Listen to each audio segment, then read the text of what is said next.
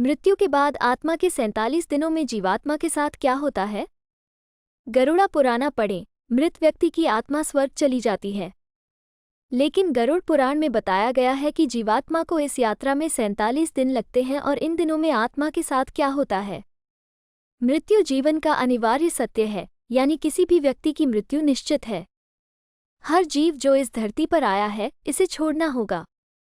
गीता उपदेश में भगवान कृष्ण ने आत्मा को बताया कि आत्मा अमर है और शरीर नश्वर है, यानी कि मृत्यु के बाद आत्मा जीवित रहती है, भले ही शरीर नष्ट हो जाए। अब प्रश्न ये है कि मृत्यु के बाद आत्मा का क्या होता है? गरुड़ पुराण हिंदू धर्म का सबसे महत्वपूर्ण और पवित्र ग्रंथ है, इसका जवाब देता है। गरुड़ पुराण में भगवान विष्णु के वाहन पक्षीराज गरुड़ पूछता है, नारायण, आत्मा मरने के बाद क्या करती है और कितने दिनों में यमलोक जाती है? गुरु के प्रश्न का उत्तर देते हुए भगवान विष्णु कहते हैं कि मरने के बाद आत्मा को यमलोक तक पहुंचने में 47 दिन लगते हैं। उसे 47 दिनों के दौरान कई प्रकार की सजा भी सहनी पड़ती है। गॉड कहते हैं कि जब कोई मरने वाला है, उसकी आवाज़ सबसे पहले आती है। मृत्यु से कुछ समय पहले ही व्यक्ति को दिव्य दृष्टि मिलती है, जिसमें वह पूरे संसार को एक तरह से देखने लगता है। इससे शरीर की सभी इंद्रियां शिथिल हो जाती हैं। जब कोई व्यक्ति मर जाता है, यमलोक से 2 दूत आते हैं। आत्मा शरीर को त्याग कर दूतों को देखती है। यमराज के दूत आत्मा को शरीर त्यागने के बाद उसके गले में पाश बांध देते हैं और उसे यमलोक ले जाते हैं।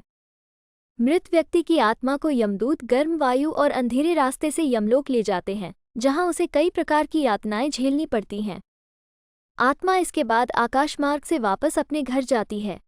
मृत्यु के बाद मृत व्यक्ति की आत्मा 13 दिनों तक अपने परिवार के साथ रहती है और उनके अंतिम क्रियाओं और रस्मों को देखती है।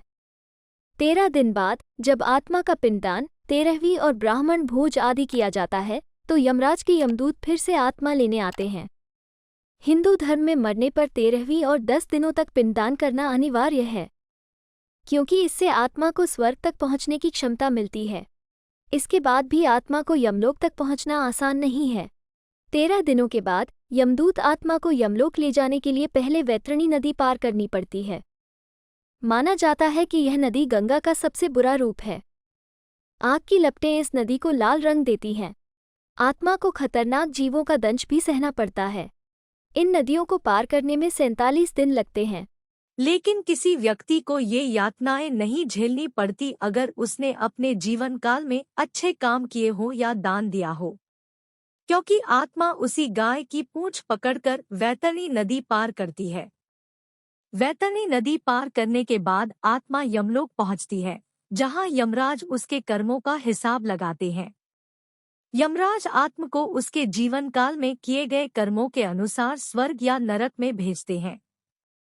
इसलिए व्यक्ति को हर समय अच्छे काम करना चाहिए, क्योंकि अच्छे कार्यों का फल मृत्यु के बाद भी मिलता है। जब आप मर जाते हैं, आपके कर्म ही आपके साथ जाते हैं। यहाँ उपलब्ध जानकारी केवल मान्यताओं और जानकारियों पर आधारित है। यहाँ यह स्पष्ट करना महत्वपूर्ण है कि हम किसी भी तरह की मान्यता या सूचना की पुष्टि नहीं करते हैं। मान्यता या जानकारी को अमल में लाने से पहले संबंधित विशेषज्ञ से परामर्श लें। इस वीडियो में बेस्ट पार्ट कौन सा है वो जरूर कमेंट बॉक्स में लिखे, ताकि उसके बारे में और वीडियो हम बना सके।